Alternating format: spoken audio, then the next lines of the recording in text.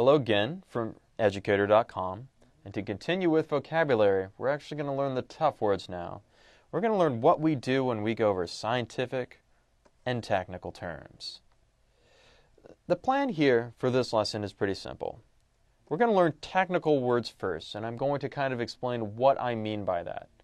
And I'm going to give you a sentence and a definition about what that is. And finally, we're going to figure out what we do when we run into those big scientific words like game theory or Cambrian explosion. And then we have to do a little bit of scientific learning to figure out what those words mean. Skills you learn here will be important for any time you're reading a book or an article or doing some research, and it has to do with some very specialized area of study. So first off, why do this? Well, so far we've learned that using context is a great way to figure out a definition of a word, and then looking at the root words is even better, and then finally we look at the dictionary. But what do we do when all three of those things together aren't working as well as they should? Well, part of the reason why that happens is because we have words that are like jargon, and jargon is like a slang term. When I used to teach, I would sometimes hear, some of these students and basically, the inner city of Los Angeles, say words like shake the spot. What does shake the spot mean? Well, I don't know what it means unless I'm kind of really in tune with kind of that environment and that culture. And kind of the same way, a lot of specialized subjects like history, science, psychology, anthropology, astronomy, whatever it is, have their own jargon. And words and phrases mean certain things, and you have to kind of know what they mean. And you'll read articles by people who just kind of assume that you know what this jargon and technical terms means, and they'll just keep on rolling by without giving you a lot of clues as to what it means. But even if they're not just jargon, sometimes these words can refer to entire concepts. And when that happens, a dictionary isn't going to be too much of help, and you'll have to actually do a little bit of research to figure out what those words or phrases mean. And we'll find out what those are later, and I'll give you some examples and help you with those.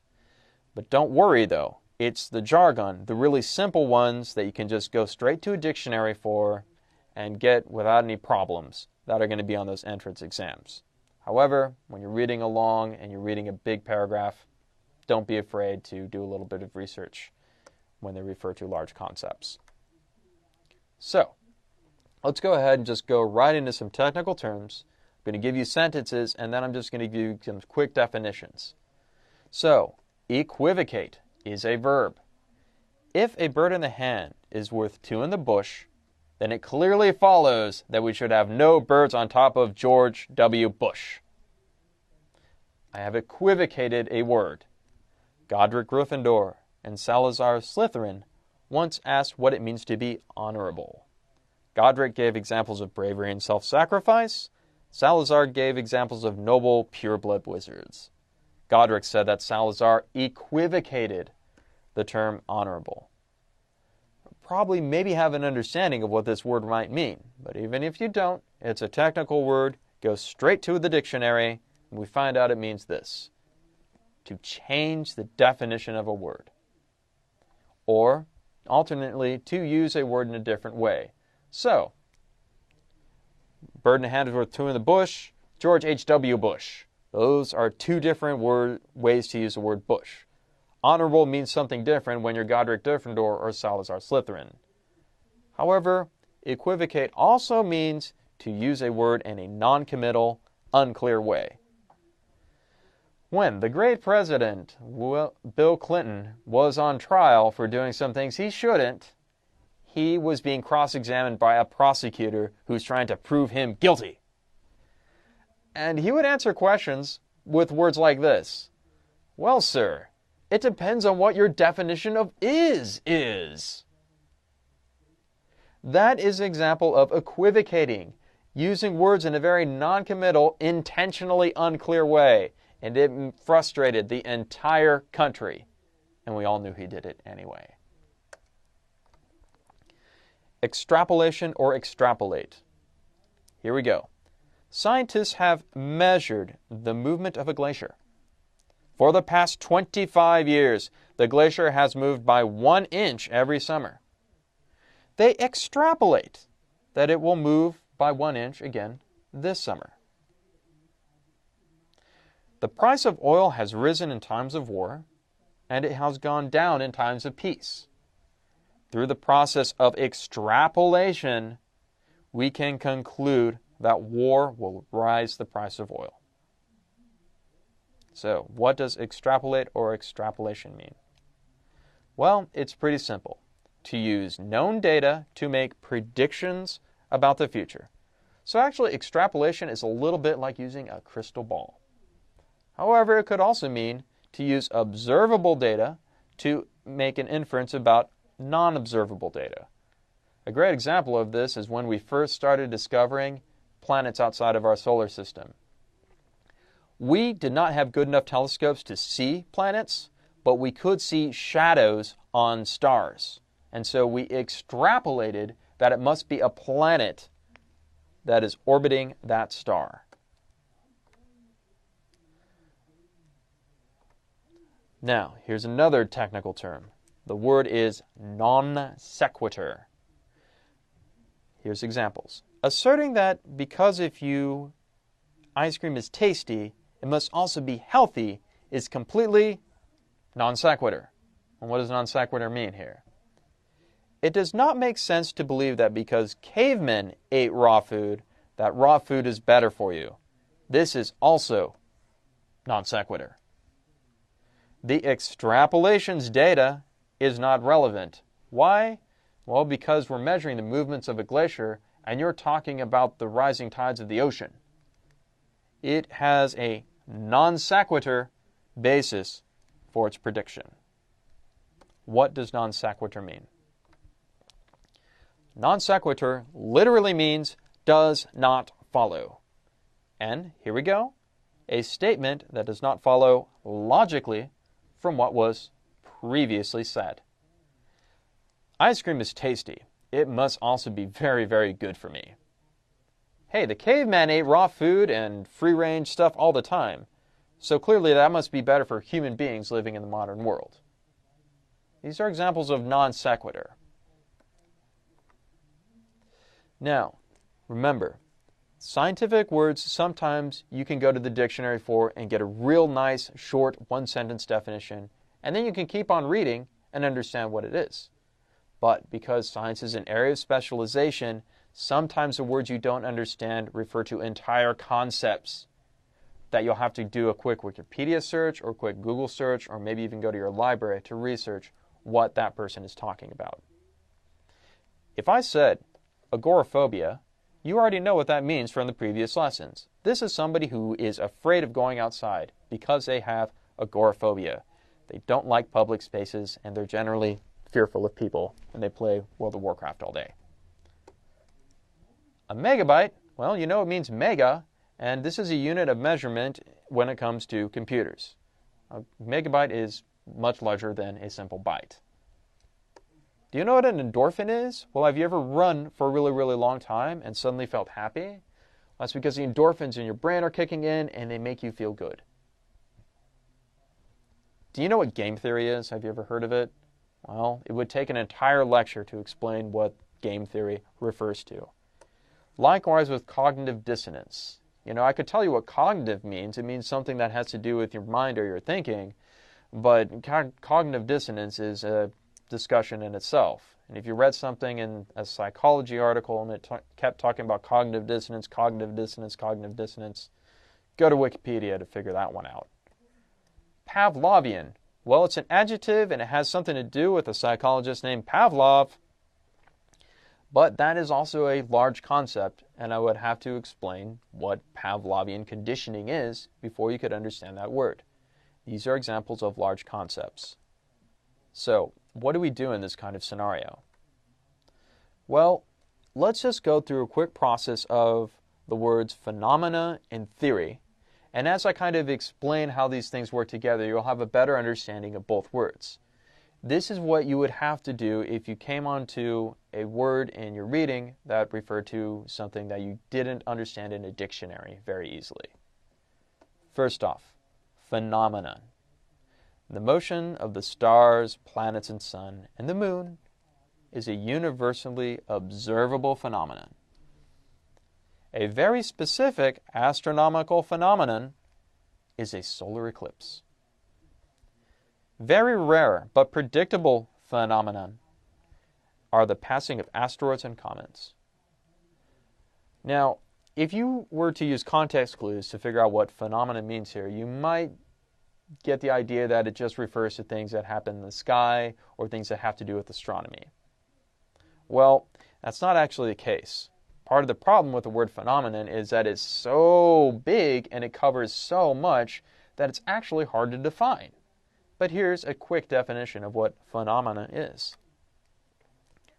A phenomena is anything that can be seen or observed. So a solar eclipse is a phenomenon, and so is this Educator.com lecture you're watching now. It's also usually a fantastic and rare thing. And Educator.com is pretty fantastic, but it's not rare. And also, a solar eclipse is more rare than Educator.com.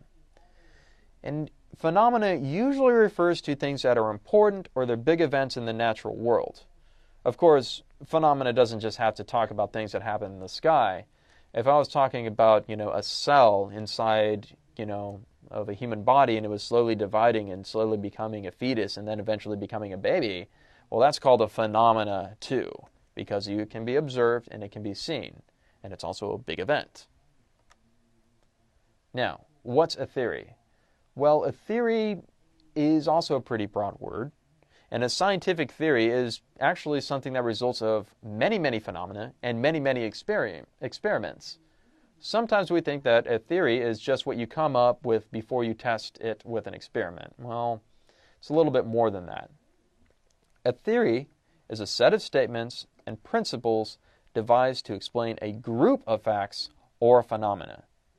So this is a huge deal. We have Newton's theory of motion and gravity. Now, Newton's theory of motion and gravity had laws of inertia, laws of gravity, laws of mass, laws of volume. It was more than just, an apple falls from the sky and hits my head, so there must be such a thing as gravity. Now later, Einstein's theory of relativity replaced Newton's theory because Einstein's theory explained things a little bit better than what Newton did. So let's go ahead and do a quick example of how we go from a phenomena to a theory. So let's start with things we see first, and let's talk about astronomy. What do we see that is observable, measurable in the sky?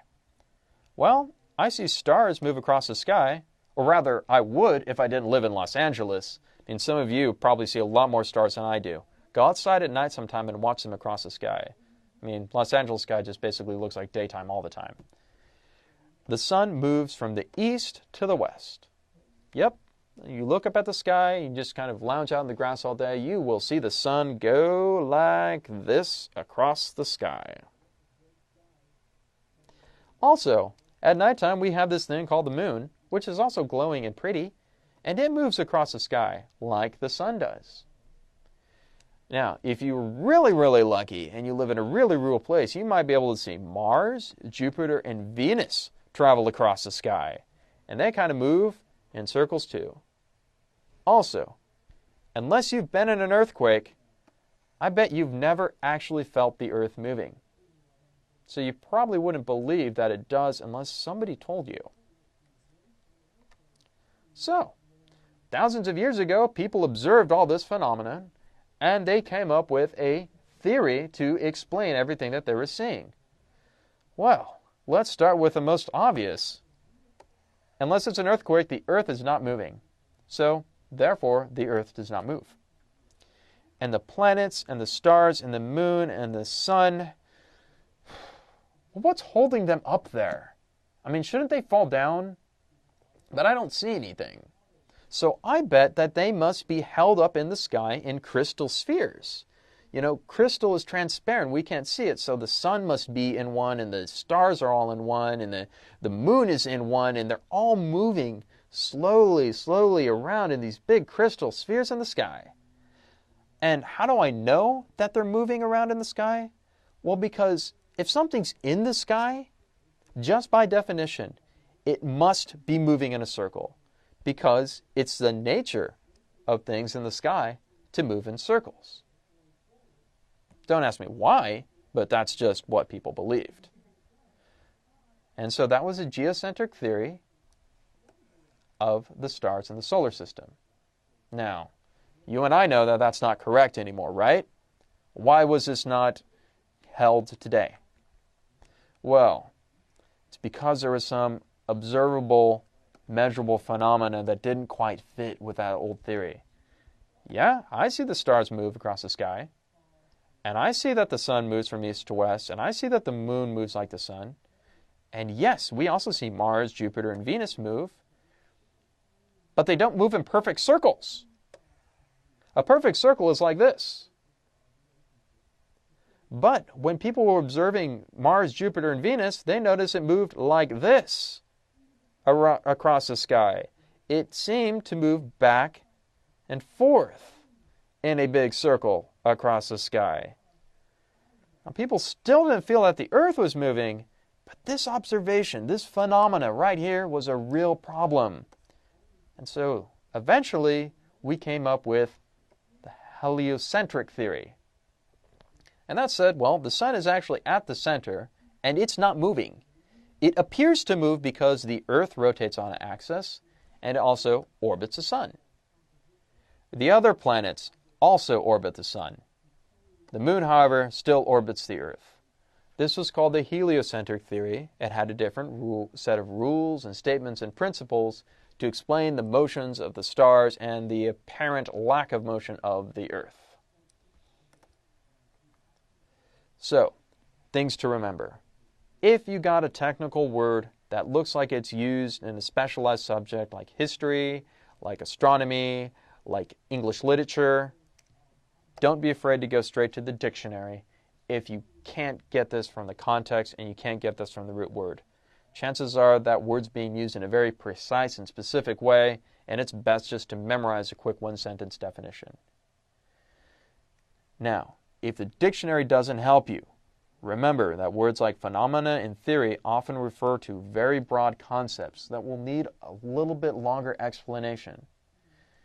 If that's the case, what you need to do is you have to do a little bit of research into that word and into that subject to fully understand it.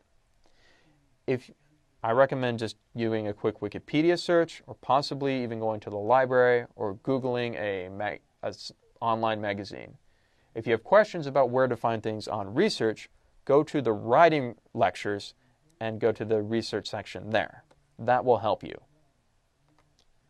Now, for your final assignment, here's all you have to do. Read those paragraphs one more time. Use the context, root words, and dictionary to get to the definition. And if you don't know what that definition is after that, don't be afraid to do a little research. And after that, write a sentence with that word. Once you've done this, you will have understood over 40 new words. And remember, at the beginning of this course, I promised that you'd know over 100. So you're doing very, very well if you've kind of followed the homework so far. So keep going with this. Our lectures next are going to start moving into literature and reading. So, please continue with educator.com.